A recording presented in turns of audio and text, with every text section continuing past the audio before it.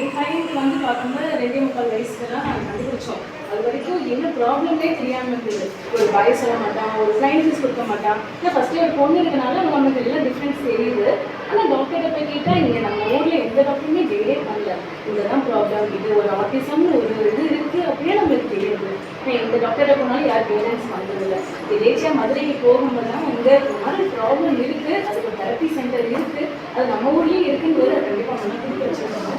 நான் online class மூலியமாக மதுரையில் பண்ணணும்னு சொன்னால் ரொம்ப செலவாகும். எனக்கு அது ரெகுலர் இருக்காது.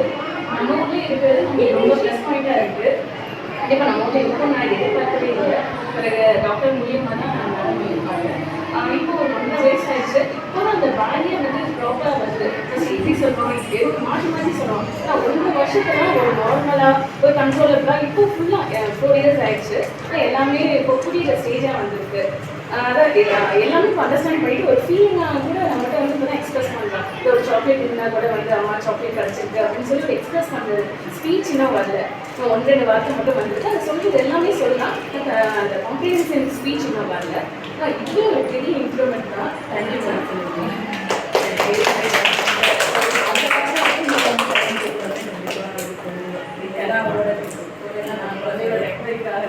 கண்டிப்பாக அதான் சொல்கிறேன். அது 10 வருஷம் நீங்கள் நினைக்கிறது இந்த சைடில் அதை பண்ணிட்டு பொறுமையாக நீங்கள் சொல்கிறத அது ஃபாலோ மோட்டிவேஷனில் எந்த ப்ராப்ளம்ஸ்லாம் எவ்வளோ வாட்டி நம்ம ஃபோன் பண்ணி எவ்வளோ கேட்டிருக்கேன். நீங்கள் ப்ராப்பராக கைட் பண்ணாங்க. எந்த சிச்சுவேஷனுக்கு எந்த மாதிரி நம்ம நடக்கணும், ஃபர்ஸ்ட் நம்மளுக்கு கவுன்சிலிங் கொடுக்குறாங்க.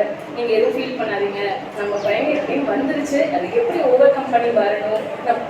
ரிலேட்டிவ்ஸ் சரி பக்கத்தில் இருக்காங்க எல்லாருமே ஒவ்வொரு மாதிரி சொல்கிறாங்க. எதையுமே கண்டுக்காதீங்க, கேட்காதீங்க அப்படின்னு சொல்லி நம்ம ரொம்ப நம்மளுக்கு கவுன்சிலிங் கொடுப்போம். குழந்தைங்க பார்த்துக்கிறாங்க, நம்மளுக்கு